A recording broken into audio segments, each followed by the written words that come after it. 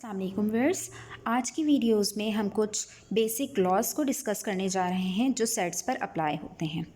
तो हमारे पास पहला लॉ है आइडेंटिटी लॉ। इसकी जो है 4 कंडीशंस हैं। अगर हम किसी भी सेट का यूनियन जो है एम्प्टी सेट के साथ निकालते हैं तो उसका आंसर वही सेट आपके पास आ जाता है। अगर हमारे पास एक सेट है ए और ए का हम यूनियन निकालें एक नल सेट के साथ तो आंसर क्या आ जाएगा आपके पास? सेट ए। इसका जो सेकंड स्टेटमेंट है वो है अगर हम किसी सेट का यूनियन यूनिवर्सल सेट के साथ निकालें तो डेफिनेटली वहाँ पर आपके पास आंसर जो है यूनिवर्सल सेट आ जाएगा। थर्डली हमारे पास अगर हम किसी भी सेट का इंटरसेक्शन यूनिवर्सल सेट के इक्वल निकालते हैं या यूनिवर्सल सेट के साथ उसका हम इंटरसेक्शन करते हैं तो आपके पास आंसर जो है अगेन वही सेट जो है आ जाएगा। और अगर आप किसी एक सेट का इंटरसेक्शन किसी एम्प्टी सेट के साथ निकालते हैं तो डेफिनेटली वहाँ पर आपके पास जो आंसर आएगा वो एम्प्टी सेट ही आ जाएगा अगेन। ठीक है, तो ये 4 लॉज आपके पास जो हैं या 4 स्टेटमेंट्स जो हैं वो आपकी जो है आइडेंटिटी लॉज से जो है बिलोंग करती हैं। इसी तरह हमारे पास सेकंड है आइडेम्पोटेंट लॉज। इस लॉ में हमारे पास अगर हम किसी एक सेट का यूनियन उसी सेट के साथ निकालें या इंटरसेक्शन जो है हम उसी सेट के साथ निकालें तो आपके पास आंसर वही सेट आ जाएगा। ठीक है, जैसे अगर ए यूनियन ए निकालें तो भी आपके पास ए आ जाएगा आंसर, या फिर ए इंटरसेक्शन ए निकालें तो भी आपके पास आंसर क्या आ जाएगा? ए आ जाएगा।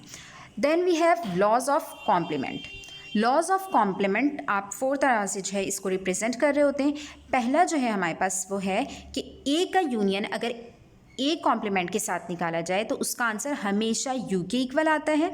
सिमिलरली अगर हमारे पास किसी भी एक सेट का कॉम्प्लीमेंट लेने के बाद हम उसका अगेन कॉम्प्लीमेंट लें तो उसका आंसर दोबारा से आपके पास क्या आ जाएगा? सेट ए आ जाएगा। ठीक है, then we have next one कि अगर आप ए का इंटरसेक्शन करवाओगे एक कॉम्प्लीमेंट के साथ तो वहाँ पर आपके पास आंसर जो है हमेशा एक नल सेट के फॉर्म में आ रहा होगा। और कभी भी किसी भी फॉर्मेट में अगर आप यूनिवर्सल सेट का कॉम्प्लीमेंट लेंगे तो उसका आंसर जो है एक नल सेट आ जाएगा। या हम ये कह सकते हैं नल सेट का कॉम्प्लीमेंट किसके इक्वल होता है? यूनिवर्सल सेट के इक्वल होता है। ठीक है, अच्छा ये तो हमारे पास ऐसे लॉ हैं जिनको हम जनरली इस्तेमाल करते हुए प्रूफ के क्वेश्चंस कर सकते हैं। नेक्स्ट हमारे पास जो लॉ है वो है डिमॉर्गन्स लॉ, और ये पेपर के पॉइंट ऑफ व्यू से नॉर्मली इसका जो है एक क्वेश्चन जो है आ रहा होता है हमारे पास CRQ में। मतलब जो आपके पास सेक्शन B आएगा उसमें जो है एक क्वेश्चन जो है डिमॉर्गन्स लॉ का जो है नॉर्मली आ रहा होता है। ठीक है, वो तो जब पेपर्स नज़दीक आएंगे तो इंशाल्लाह हम आप लोगों से जो है शेयर करेंगे कि कौन कौन सी चीज़ें इंपॉर्टेंट हैं। यहाँ पर देखते हैं डिमॉर्गन्स लॉ। डिमॉर्गन्स लॉ की भी 2 स्टेटमेंट्स हैं। पहली स्टेटमेंट ये है कि अगर ए यूनियन बी का होल कॉम्प्लीमेंट निकालें तो उसका आंसर जो है A complement intersection B complement के इक्वल आता है। फर्दर जब हम इसके क्वेश्चंस करेंगे तो ये चीज़ें आप प्रूव भी करते जाएंगे। सिमिलरली अगर आपके पास ए इंटरसेक्शन बी का होल कॉम्प्लीमेंट है तो उसका आंसर हमेशा A complement union B complement के इक्वल आता है। हम कुछ बेसिक प्रॉपर्टीज़ डील करने जा रहे हैं जो हम सेट्स के ऊपर अप्लाई कर रहे होते हैं। First one is commutative property of union.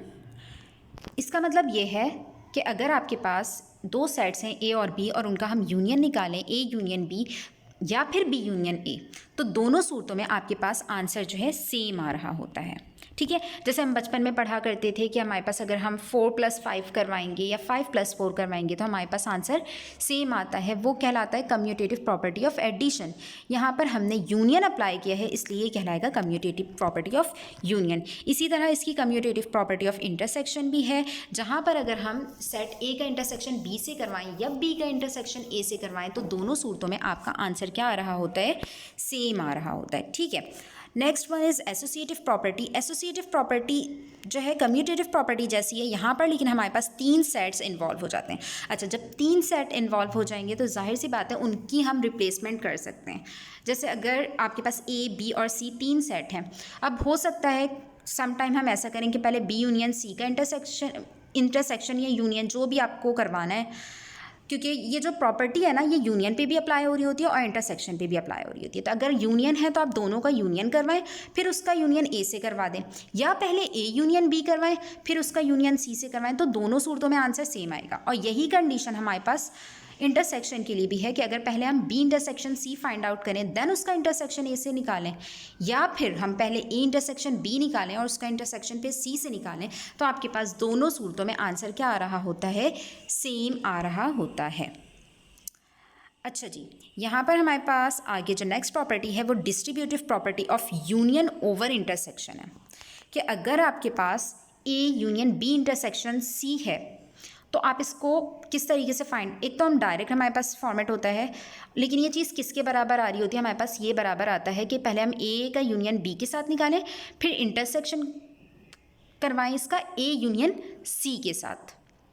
तो आपके पास ए यूनियन बी इंटरसेक्शन किसके इक्वल आ जाएगा, A union B intersection A union C.